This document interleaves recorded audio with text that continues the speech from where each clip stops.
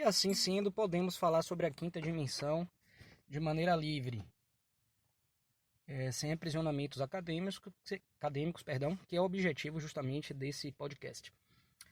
Então, o que é que eu acho? Eu acho o seguinte, que a quinta dimensão, ela é imperscrutável, não é passível de ser perscrutada, de ser avaliada, de ser visualizada empiricamente pelas ciências naturais, né?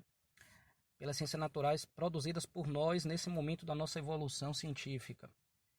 E para que nós venhamos a tentar fazer isso, em primeiro lugar, nós temos que vir a ter noção de que há mais dimensões e ter curiosidade para ser provocado pela ideia de procurar uma quinta dimensão. Ou seja, essa primeira barreira, que é a barreira da curiosidade humana, eu diria que é uma barreira cognitiva. A gente tem que cognoscer, a gente tem que perceber, a gente tem que brilhar na nossa mente, piscar na nossa mente a ideia de que há algo mais. Então essa é a primeira barreira. O segundo momento seria uma barreira epistemológica, já que a nossa ciência, nos moldes das ciências naturais, tendendo ao positivismo, tendendo às metodologias mais empíricas, mais racionais, mais iluministas, mais positivistas, do ver para crer, digamos assim, isso não seria passível, na minha opinião, de captar o que seria essa quinta dimensão. Nós poderíamos teorizar, suspeitar, essas mesmas ciências poderiam fazer isso, mas não provar, não produzir um nível de evidência praticamente irrefutável, né? Isso, inclusive, não foi conseguido por essas mesmas ciências. E o terceiro ponto é não desistir de procurar e não atribuir à ciência, muito cuidado, ter um único bastão ou bastião da busca dessa verdade. Nós podemos buscar a ideia da quinta dimensão dentro de nós. Como nós vivemos num mundo que não consegue lidar bem com o paradoxo, que não consegue lidar bem com a ideia de que coisas contraditórias podem existir ao mesmo tempo compondo uma realidade, a gente gosta de zona de conforto, quem tende a falar da quinta dimensão, né, tende a ser visto como louco. Do mesmo jeito que foi tido como louco o primeiro sapiens, né, que percebeu que a natureza é cíclica e que o tempo existe. Imagina 100 mil anos atrás um cara falando de tempo, né? Devem ter rido da cara dele. A ponto de, na Idade Média, muitas pessoas acreditarem que o mundo tinha duas dimensões, né? Olha as obras de arte da época. Eles não tinham noção de profundidade ou perspectiva. Mas eu estou falando agora do ponto de vista artístico, é uma consideração à parte. Eu acho que a quinta dimensão é uma dimensão moral, né? Eu diria que a moral é uma constante e não uma variável. A moral é um mix de visão de mundo, com postura pessoal e com aspirações coletivas voltados para a ideia de que as atitudes das pessoas, das coisas e do mundo devem ser voltadas para a harmonia com o outro. Ou seja, se temos uma sensação de que estamos separados daquele objeto, e a própria relatividade já demonstrou que as divisões são mais ilusórias do que reais, eu devo, para poder me alinhar com essas dimensões, tentar me harmonizar com aquele outro objeto, seja ele qual for. E a ideia de se harmonizar com algo pode ser associada a uma ideia de bem e mal. Ou seja, uma visão moral de mundo, uma visão moral de universo. Perguntaríamos se a quinta dimensão seria a alma. Eu acho que não. A alma é um epifenômeno incompleto e processual da interação de cada dimensão em cada indivíduo. Veja, assim como na evolução das espécies na Terra existe uma hierarquia, entre aspas, de capacidades adquiridas, por exemplo, animais que enxergam em 3 dimensões, animais que enxergam com cores, plantas que não têm olhos, né? Isso suscita a ideia de que há uma hierarquia.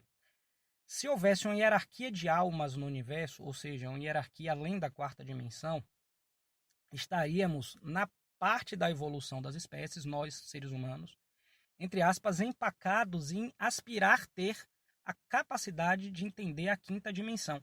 Da mesma forma que um macaco, um primata, né, aspirando ser um sapiens, ele teria a capacidade de ter a visão das 3 dimensões, não tendo noção de tempo, aspiraria enquanto ser na evolução das espécies e vir a ter uma noção de tempo. Tá? Havia ter uma noção de 4ª dimensão. Então, como o macaco aspira a ter uma noção de 4ª dimensão, ele não sabe o que é essa 4ª, nós aspiraríamos ter uma 5ª.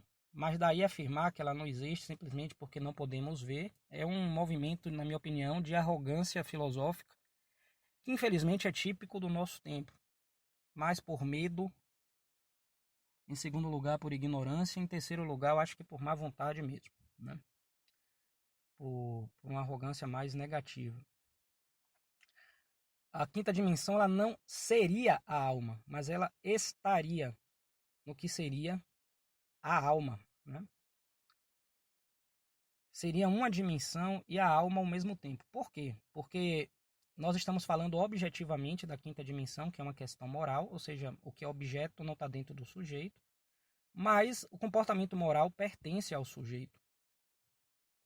Ou seja, se você está sendo um homem moral, uma mulher moral, aspirando progressos morais e transcendências na área moral, ou seja, de estar bem consigo, estar bem com o próximo, fazer bem assim, fazer bem ao próximo e, consequentemente, à sociedade, à humanidade, ao planeta e ao universo, você está acessando a 5ª dimensão.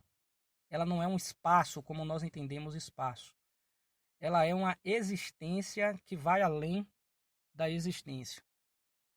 E, na minha opinião, é impossível pretender que falar desse assunto seja algo claro, né, seja algo explicativo, porque a nossa ideia não é explicar, a nossa ideia é implicar, é complicar, e eu vou explicar o que é isso. A ideia de implicação remete à ideia de que se você considera algo A, também deve considerar algo B, porque o B está implicado no A. Ora, se o B está implicado no A, há algo implicado em conjunto. Se está implicado em conjunto, está com-implicado. Então, a palavra complicado vem de, ao analisarmos uma situação e considerarmos determinado objeto, termos que considerar também que um segundo, ou terceiro, ou quarto, ou enésimo objeto também está implicado. Logo, há coisas complicadas. Nós, infelizmente, na nossa cultura, não lidamos bem com a ideia de complicado, a ponto de o próprio termo ter ganho, pelo menos em língua portuguesa, uma característica, um caractere, um viés plenamente negativo. Algo complicado é algo ruim, é algo indesejável.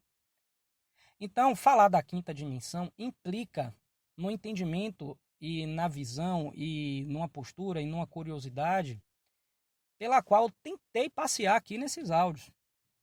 Eu acho que não dá para falar desse assunto sem sondar o que está implicado. Ou seja, a ideia de explicar, de pacificar, de desdobrar, de desenvolver, de abrir e deixar claro, bonitinho, no plano, certinho, um assunto que a nossa espécie não consegue abraçar muito bem, né? É algo, na minha opinião, impossível. Nós podemos explicar, por exemplo, através da cinemática, através da física clássica, os objetos no espaço, nas 3 dimensões. Isso é passível de ser explicado, inclusive as leis da física clássica estão aí. Mas falar de 4ª e 5ª dimensão, no momento cognitivo que nossa espécie está, de maneira explicativa, não é possível falar. É possível falar de maneira implicativa. E sim, vai gerar uma zona de desconforto. Não será confortável falar disso. O lado bom é que toda transcendência envolve uma zona de desconforto. E nós estamos surfando a crista dessa onda nesse momento. Então a ideia desse áudio não é gerar zona de conforto, é gerar zona de desconforto. Se eu conseguir esse objetivo, seja como for, eu fui feliz aqui nesse áudio. Esse é o podcast Filosofia e Felicidade, o livre pensar para uma vida melhor. Eu sou Thiago Campos de Oliveira. Hoje é dia 2 de janeiro de 2020.